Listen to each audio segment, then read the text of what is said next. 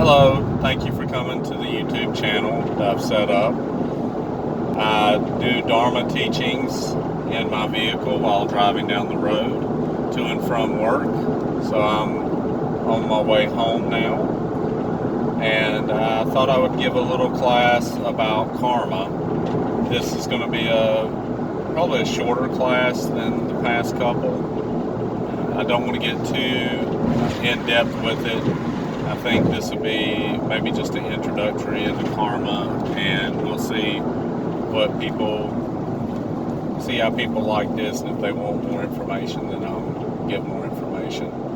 So basically karma, directly translated, just means action.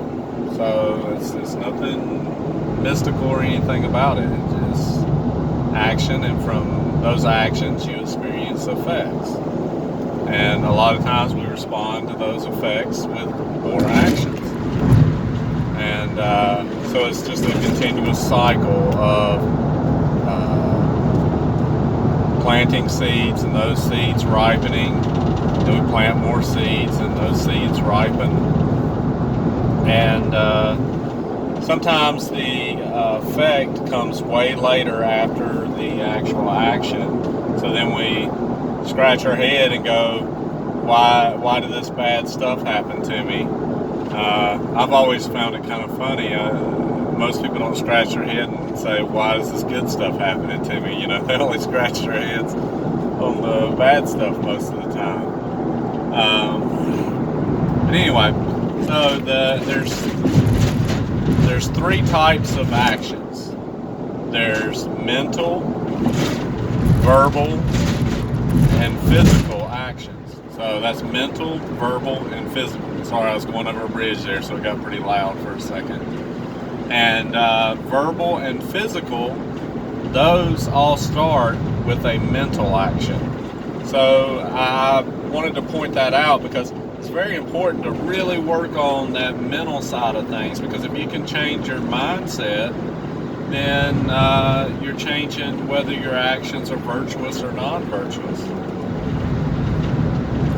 So I used to use the example whenever I taught in the past that two different people could go to like a soup kitchen, for example, and they could both be there physically feeding the homeless and talking to the homeless, but one could be there trying to take advantage of the poor people, and another could be there just truly out of compassion and love, trying to give them food, trying to help them overcome their suffering. So the verbal actions are exactly the same, the physical actions are exactly the same, but the mental action completely different. So that's an easy one to see, where you have a virtuous action versus a non-virtuous action, and the only difference is the mental. And it's hard to perceive that. So it's hard for most people to catch because most people don't have clairvoyance.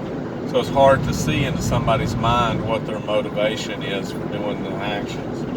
So all we can really control right now is our own. So you may say, how in the world do I control my mental actions? I'm so busy in life. Well, it starts, I think, before you're sitting there fixing to do the action.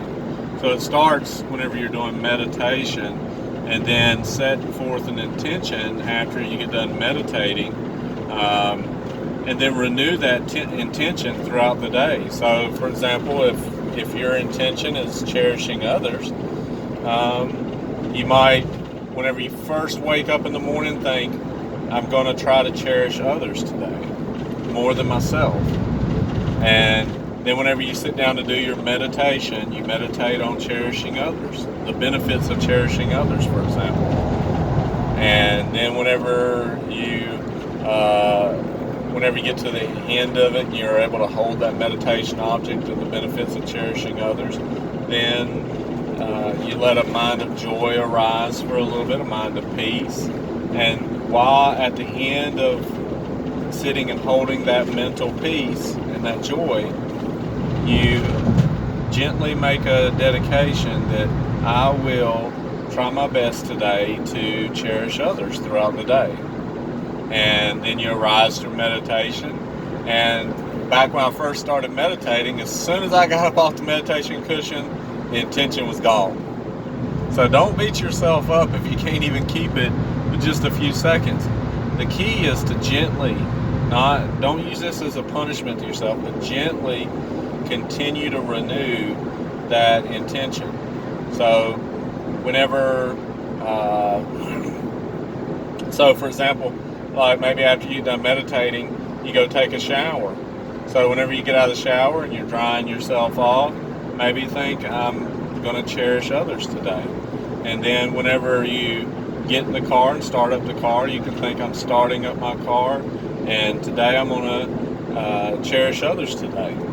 And so on and so forth. So you keep going forward with this intention, this mental intention, and then whenever you get in front of somebody and you're talking with somebody, or you're driving in traffic like I'm doing right here, I can drive in traffic with just a blank mind, an angry mind, or a mind of cherishing others. So while they're going down the road, I'm thinking, I cherish that individual. I want them to be happy. I really don't want them to suffer. So it changes that drive to and from work, from a mundane mental action to a very virtuous mental action. So you can even turn your driving into a spiritual practice. You can turn eating cereal into a spiritual practice. You can turn going to the restroom into a spiritual practice. So if you continually do stuff like that, just like if you continually do negative stuff, so let's say if negativity is corn and positivity or virtuous minds are wheat, and you're putting in a lot of corn and a little bit of wheat, most people would look at that silo and say, oh, that's definitely a corn silo. Or if, on the opposite hand, if you're putting in wheat into that silo and just a little bit of corn, then they'll say, oh, that's a wheat silo. So in the same way, your mind, what you're doing with your mental, verbal, and physical actions, you're creating different mindsets. So you're creating a mind that's more virtuous or a mind that's not virtuous. So not only are you putting stuff in, but there's purification practices that you can do. I think I'm going to do a separate class on that, so I'm not going to get too deep into that. But you can do purification practices. And let's say if you're doing like the virtuous practice where you're putting in wheat, then you can gently take out those non-virtuous things, those non-virtuous seeds, before they have a chance to ripen through doing a purification practice. So I would encourage you, whenever I upload that class, to maybe listen to it and put it into practice some. So this is why things happen to us, is because of previous actions. So that's to put it very simply. And a lot of people that are going through tough times don't like to hear that, you know. And a lot of times whenever things are going good, people go, yeah, of course that was me. I deserve this good stuff happening to me.